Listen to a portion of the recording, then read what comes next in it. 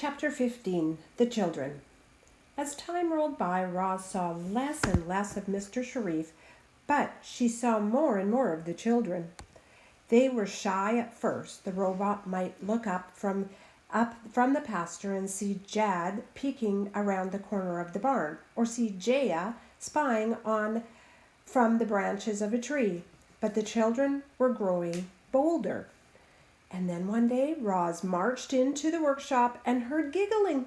She walked to the closet in the back, opened the door, and there was Jaya smiling and trying not to laugh. "I'm hiding from my brother," she whispered the girl. "Close the door." The robot closed the door. A minute later, Jad ran in, flushed and out of breath. "Hey, Roz, have you seen Jaya?" The robot just stared. "I know she's in here," said Jad, and he began prowling around the room. He reached under a work table and behind the tool chest and between the bulky workshop machines. Finally, he marched up to Roz and said, "I order you to show me where my sister is hiding." The robot pointed to the closet. Jad smiled mischievously and tiptoed over. Then he flung open the door and screamed, "Found you!" "No fair," Jaya whined. "Roz showed you where I was hiding." The girl scowled at the robot. "That wasn't very nice, Roz, but you can make up for it by playing hide and seek. Count to 100 and then try and find my brother and me. Okay?" There was a brief pause. Then the robot said, "Okay." Then Jaya and Jad squealed with delight and scampered out the door as Roz started counting. The robot's sensitive ears listened carefully for the children outside. She heard quick footsteps crunching across the driveway. She heard a giggle and the sounds of tree branches shaking. She heard a grunt and the sound of a hay bale being shoved aside. Then the robot finished counting. It took her exactly 5 seconds to find Jaya up the tree. It took her another 8 seconds to find Jad in the hayloft.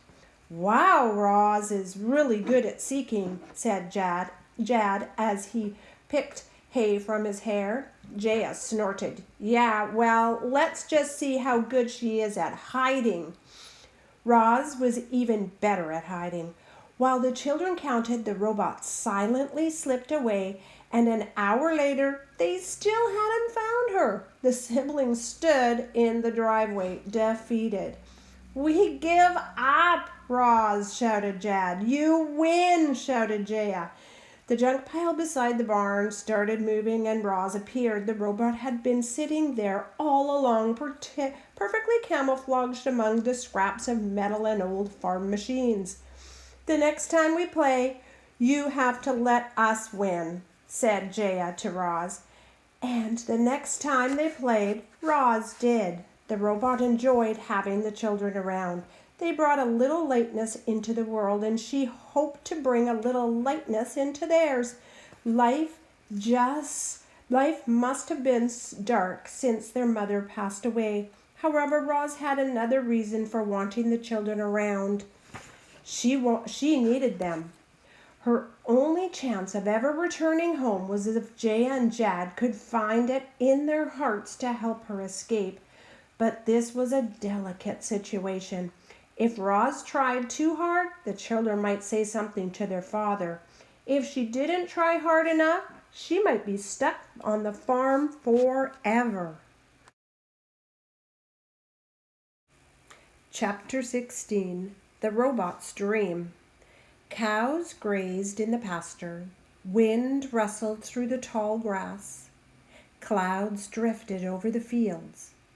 Farm machines rumbled and buzzed. Milk flowed into bottles. Bottles were packed into boxes. Boxes were loaded onto the milk truck. The truck drove away full and returned empty. Children romped around with their dog. A man sat at his desk. A robot dreamed of escape. Chapter 17, The Birds. Hilltop Farm was home to many birds. Swallows were always swooping low over the grass and picking off insects.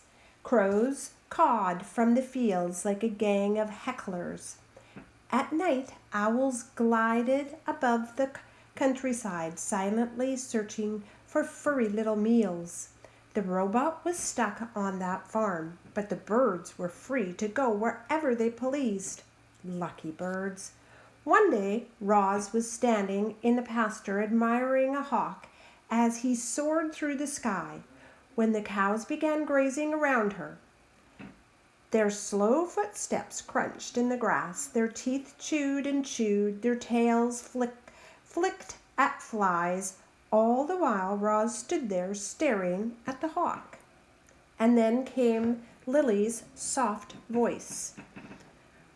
"What are you thinking about, Roz?" The robot turned to the calf. "I am thinking about Bright Bill," she said.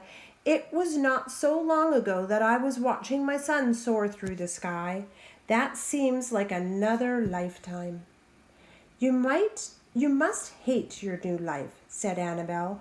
"I can't say that I blame you. Farming looks like such grueling work." "Actually, I like farming," said Roz. "Somehow it feels right to spend long hours working with machines and tools and crops and animals, but I miss my old life on the island." Tess had a mouthful of dandelions, but that didn't stop her from speaking. "Maybe you should start thinking of this farm as your home.